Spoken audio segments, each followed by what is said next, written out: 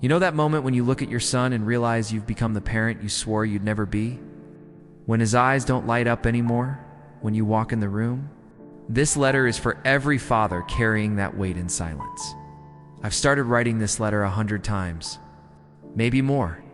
I've written it on scraps of paper at 3 in the morning when the house is quiet and the guilt won't let me sleep.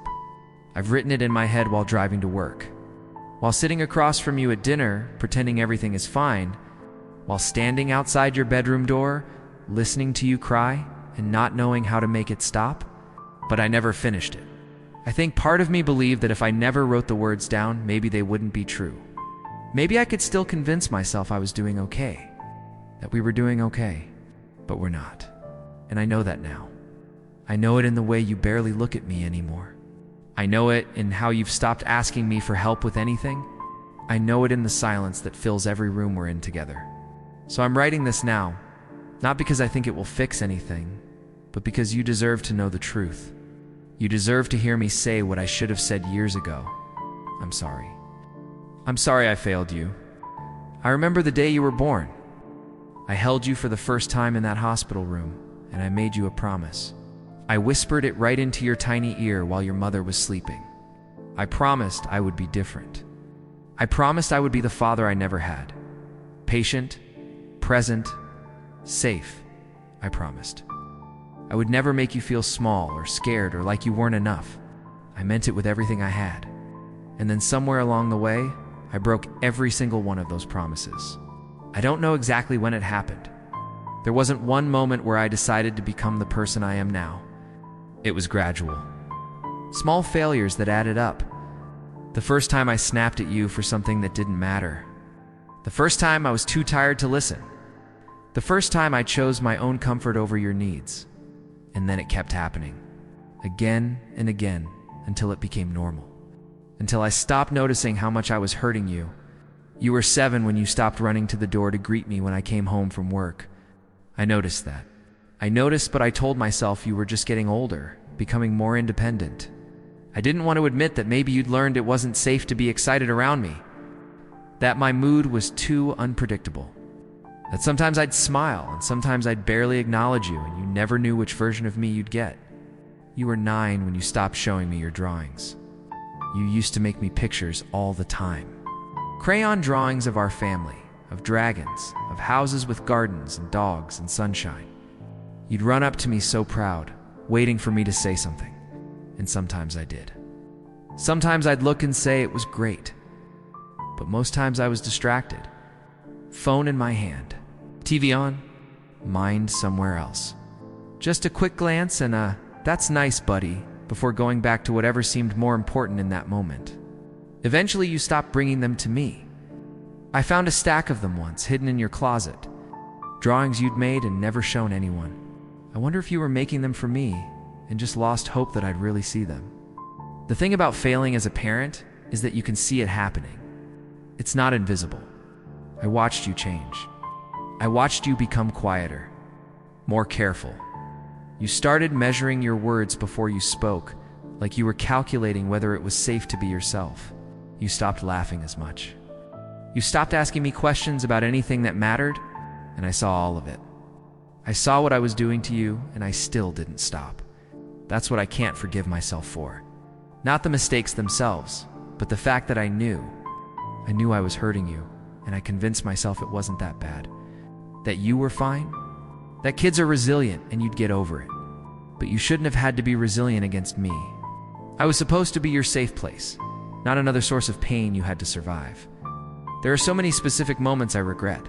Like that time you came to me excited about making the basketball team, and I barely looked up from my laptop. Or when you asked me to come to your school presentation, and I said I would, but then I didn't because something came up at work. Something always came up.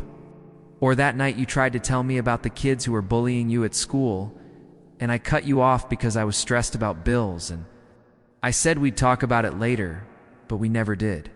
Or the hundreds of times you reached for connection, and I gave you distance. The times you needed comfort, and I gave you criticism. The times you needed me to see you, and I was looking right through you at my own problems, my own tiredness, my own pain. I made everything about me. Even your childhood. I want you to understand something, even though it doesn't excuse anything.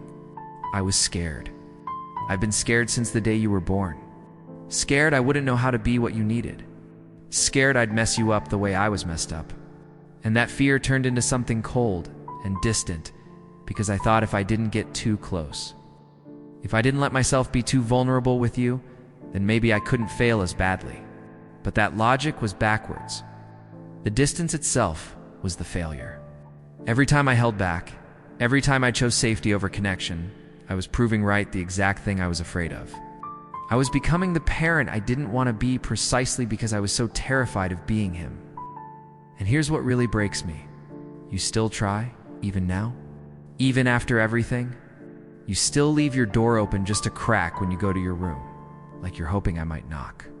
You still glance at me sometimes when you think I'm not looking, and I can see it in your eyes.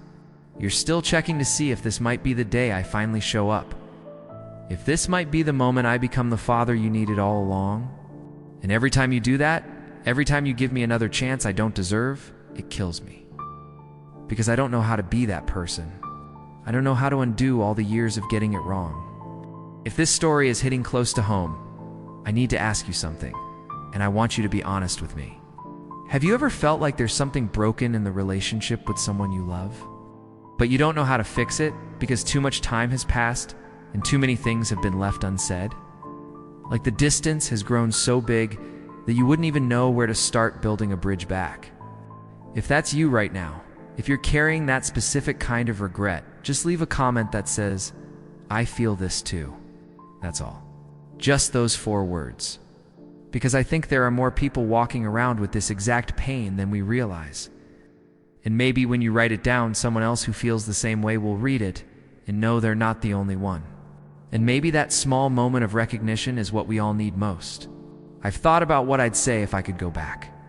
If I could talk to myself on that first day in the hospital, when I was holding you and making promises, I'd tell him to write everything down.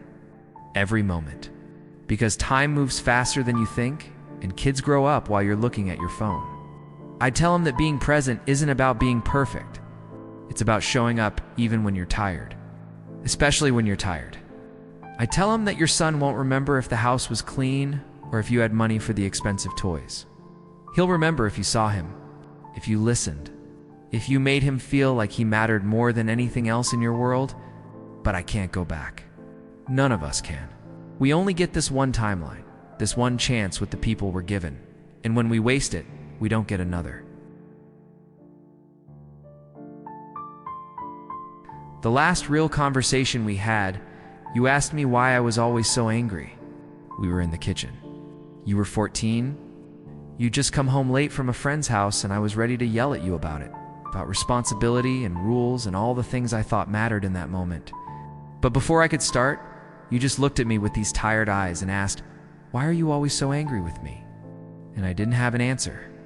I opened my mouth and nothing came out because the truth was, I wasn't angry at you. I was angry at myself. At my life. At the fact that I was turning into my father despite every promise I'd made.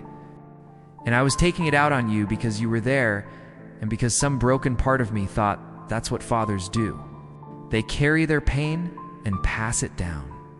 But it's not any of those things. It's just damage. It's just the wound reopening in a new generation. If you've made it this far in this story, I think you're someone who understands what it means to carry heavy things. Someone who knows what it feels like to love people and hurt them at the same time. And if that's you, this channel is for you.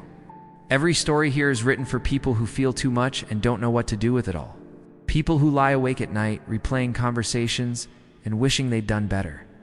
If you need a place where your complicated feelings make sense, where you don't have to pretend everything is fine, then subscribe. Come back whenever you need to feel less alone. I don't know if you'll ever see this. I don't know if you'll ever forgive me. I'm not sure I deserve forgiveness, honestly. But I want you to know that I see it now. I see all the ways I've failed you. All the moments I can't take back. All the damage I caused while telling myself I was doing my best. And I want you to know that none of it was your fault. You were a good kid. You are a good kid. You deserved a father who showed up, who listened, who made you feel safe and valued and loved. You deserve someone who celebrated your joy instead of dimming it. Someone who protected you instead of being another thing you needed protection from. I'm sorry I wasn't that person. If I could give you anything now, it would be this. Don't let my failures define you. Don't let the way I treated you become the way you treat yourself.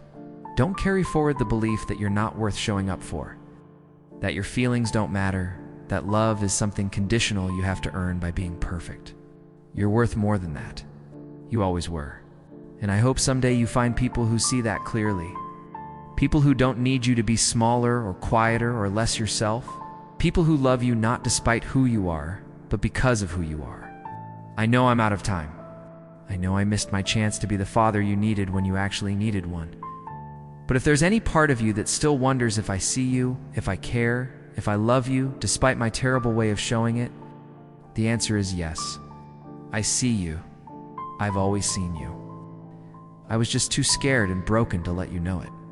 And I love you more than anything in this world, even though I've spent years acting like everything else mattered more. I failed you, and I'm sorry will never be enough.